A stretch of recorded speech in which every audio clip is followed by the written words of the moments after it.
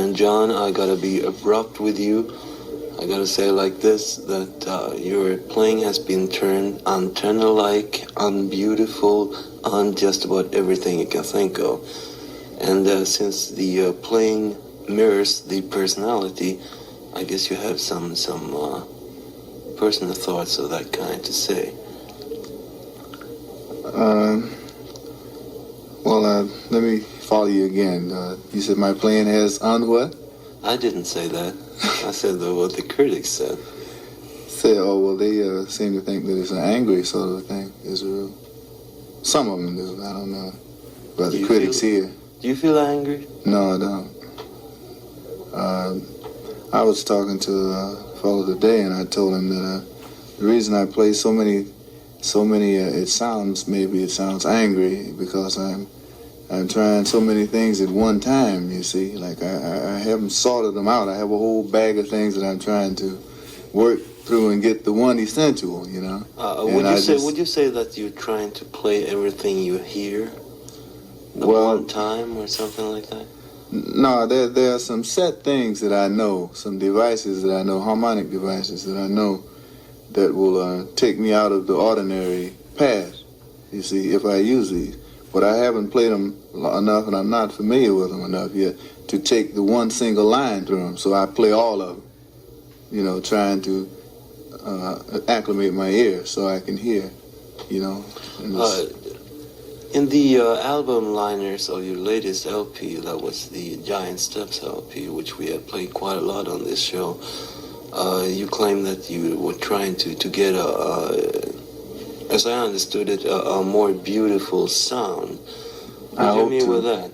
Well, I hope to play not necessarily a more beautiful sound, though I would like to, just say tone-wise, I would like to be able to produce a more beautiful sound.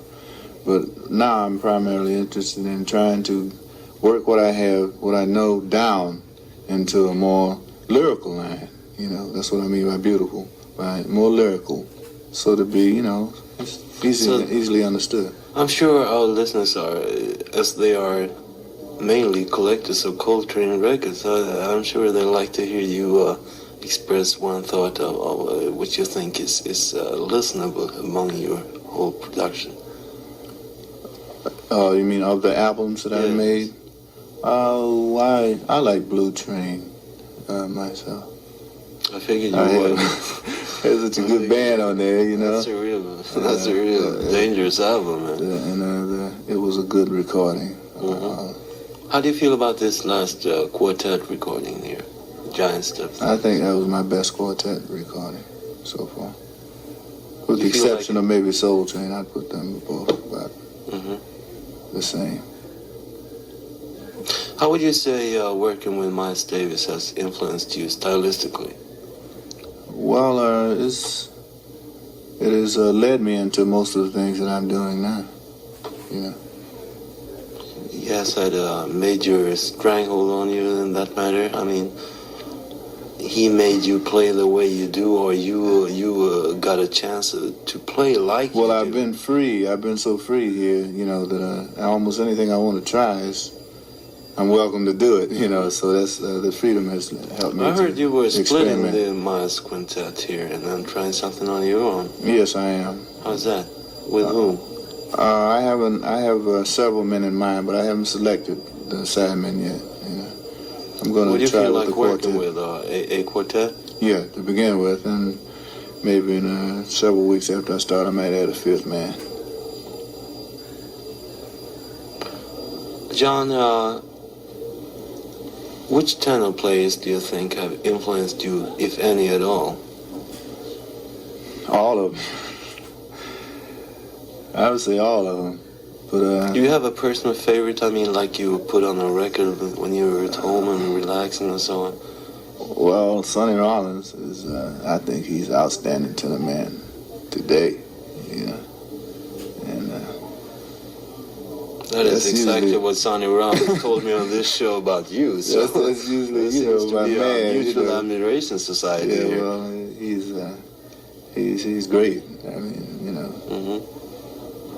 And of course, in the formative days, years ago, it was Dexter Gordon that actually was I'm But an age as well. you do have a strong feeling for tradition, haven't you? I guess so. I mean, I would like to even make it stronger. You know, I like to strengthen my roots, so to say, you know, because I didn't start at the beginning, and there's a whole lot back there that's, you know, that all young musicians should have. Privately, I mean, when you're listening, you go back there, I mean, just on your own account and listen? Well, I don't have many records in that era now, but I do plan to get them. I plan to include that in my repertoire, you know, all these old traditional things. But I've been trying recently to search myself, you know, try to find things that are reminiscent that sound like those things. But I'm really going to do some work on that soon. Well, John, it seems like you're on with the Miles Davis Quintet here, and thank you very much for taking the time and dropping in on this show. You're welcome. Thank you very much. I enjoyed it.